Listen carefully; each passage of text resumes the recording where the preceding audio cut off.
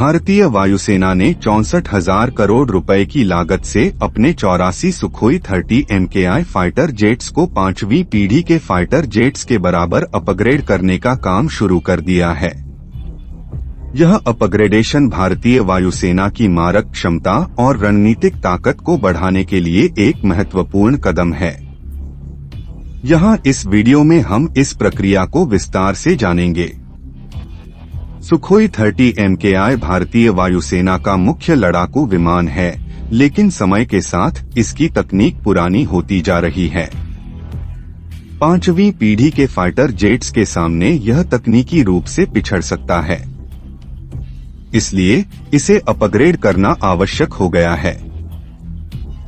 इस अपग्रेडेशन के तहत सुखोई 30 MKI को नई और अत्याधुनिक क्षमताओं से लैस किया जाएगा, जैसे उन्नत एवियोनिक्स सिस्टम जिससे विमान की नेविगेशन और संचार क्षमताएं बेहतर होंगी, नए और अधिक शक्तिशाली रडार सिस्टम जिससे विमान की दुश्मन के विमानों और मिसाइलों का पता लगाने की क्षमता बढ़ेगी, बेहतर सेंसर और इलेक्ट्रॉनिक वॉरफेयर सिस्टम जिससे विमान दुश्मन के इलेक्ट्रॉनिक हमलों का मुकाबला कर सकेगा। सुखोई 30 MKI को नई और अत्याधुनिक हथियार प्रणालियों से लैस किया जाएगा। इसमें air to air missile, air to ground missile और प्रिसिजन गाइडेड म्यूनिशन शामिल होंगे।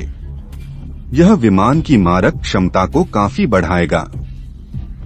अपग्रेडेशन के तहत विमान के इंजनों को भी उन्नत किया जाएगा। इससे विमान की गति, ऊंचाई और युद्ध क्षमता में सुधार होगा।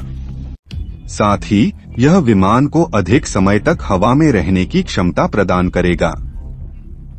5वीं पीढ़ी के फाइटर जेट्स में साइबर सुरक्षा एक महत्वपूर्ण पहलू है।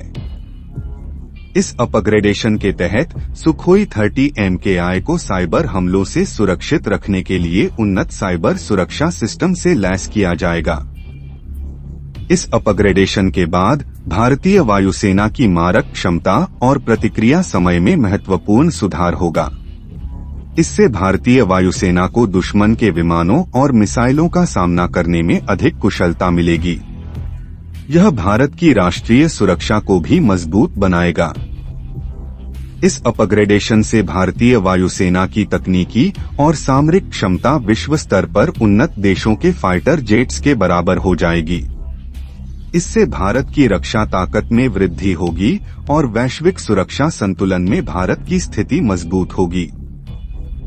सुखोई 30 MKI फाइटर जेट्स का 64,000 करोड़ रुपए की लागत से अपग्रेडेशन भारतीय वायुसेना की क्षमता और रणनीतिक शक्ति को बढ़ाने के लिए एक महत्वपूर्ण कदम है।